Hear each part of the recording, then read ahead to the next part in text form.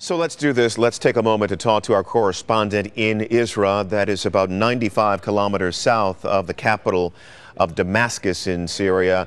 And if you would, take a moment and describe what you're seeing in Izraa. We know that there are funerals taking place there today, and we know that funerals can provide a flashpoint for more violence.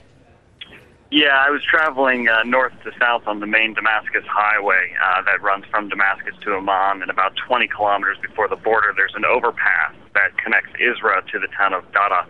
On that overpass, people were marching, and we were sort of warned off on the highway, people stopping, pulling us over to the side of the road. And about 50 meters in front of me, you could see the overpass, people marching, and they were met with a hail of gunfire.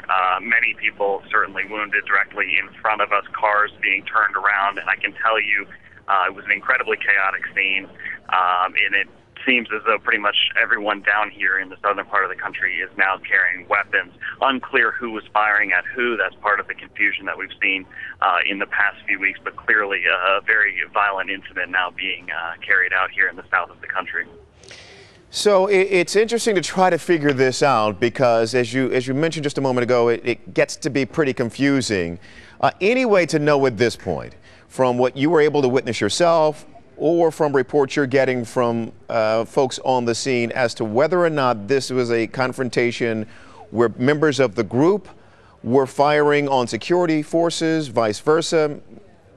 What's the extent of the clarity on this? Well, it seemed pretty clear to me that this was a funeral procession crossing over the overpass, and they were met with gunfire, as I said. It was unclear which direction the gunfire was coming from. I did not see anyone returning fire. I only saw sort of fire in one direction. But as I said, the road has been completely cut off, and there's now a very heavy army presence along the highway. Pretty much all of the side roads that lead into the towns to the east and to the west of that main highway that runs from Damascus to Amman have been cut completely off by the army, Tony. How can this be explained? How can this kind of aggression by security forces be acceptable as a way of dealing with protests, particularly at a moment of a funeral?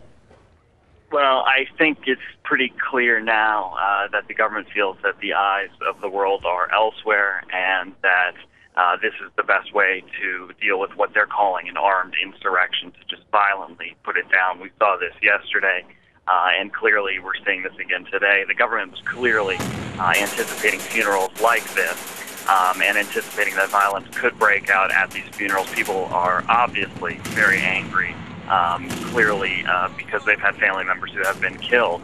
And I think the government was anticipating violence, but what I witnessed was a clear, brutal use of force on behalf of the security forces who, as I said, fired on individuals who were crossing over this overpass. And one of the things that we've been seeing for weeks, and I saw just now with my own eyes, is that medical personnel could not get to this overpass because of the situation. And I'm sorry, Tony, I'm going to have to drop off the phone. There's an army checkpoint. We're being pulled over. I apologize.